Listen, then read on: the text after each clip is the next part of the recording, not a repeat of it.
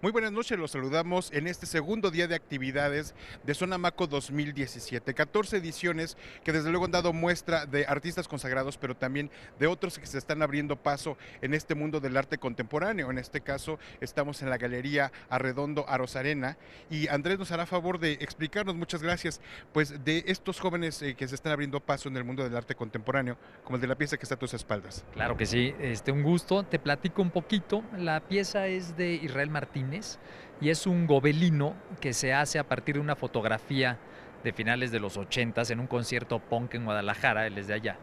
Y y es una pieza que yo considero muy estética pero muy fuerte, ¿no? Es un mensaje que habla de estas contraculturas, por así decir, y regresando a un medio artesanal, de alguna manera histórico o algo que estamos acostumbrados todos los días, ¿no? Entonces esta unión de ir en contra estar pues en el día a día. Y desde luego también, además de la bidimensionalidad, tenemos la presencia de escultura, una escultura muy dinámica.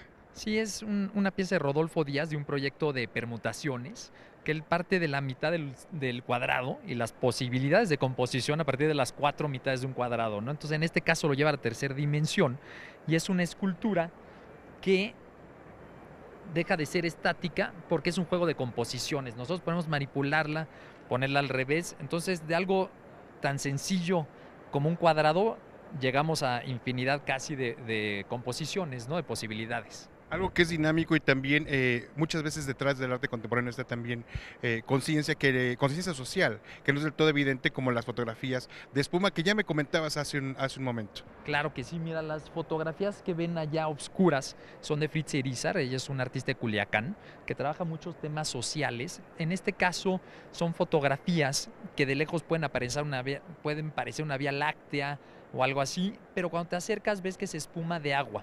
Y cada una de las imágenes tiene unas coordenadas de una mina en particular que está contaminando cada uno de estos mares. Entonces, esa espuma que viene de la contaminación que se produce en los océanos. Andrés, muchísimas gracias por esta entrevista. Nosotros vamos a continuar con este recorrido aquí en esta edición 2017 de Zona Maco. Muchas gracias.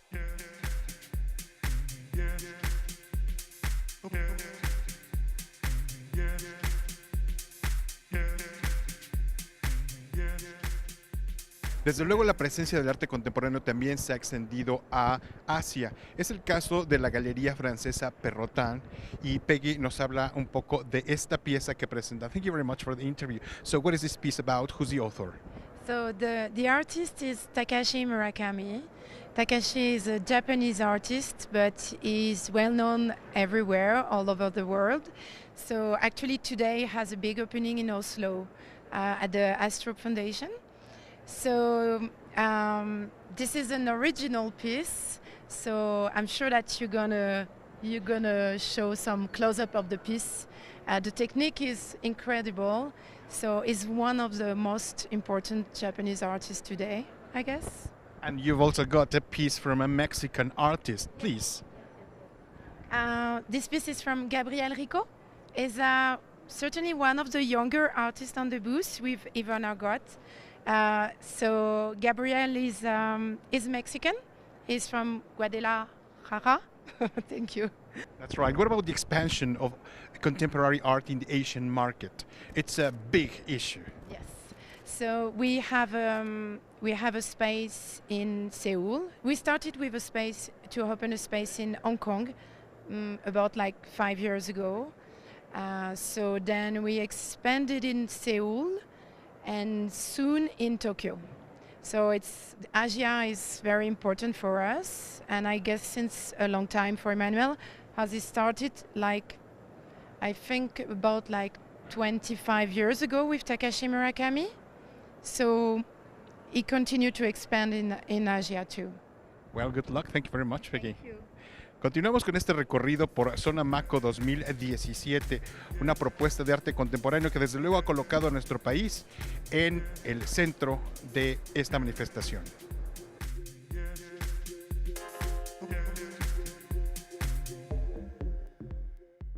Y otra de las galerías presentes en Zona Maco 2017 es Filomena Soares, de Lisboa, Portugal. Angie nos puede platicar un poco about Shirin Neshat, an artist you have contact with.